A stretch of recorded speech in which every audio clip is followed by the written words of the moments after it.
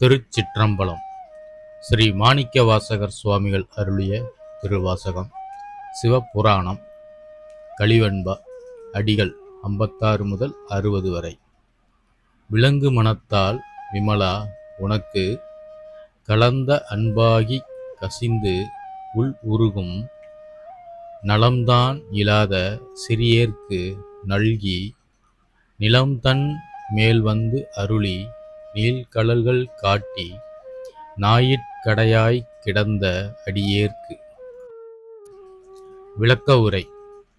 அழுக்காரும் ஆசையும் கட்டிப்போட்ட விலங்கு மனம் கொண்ட என்னை தூயவனே விமலா, உன்னை நினைத்தால் உள்ளம் உருகும்.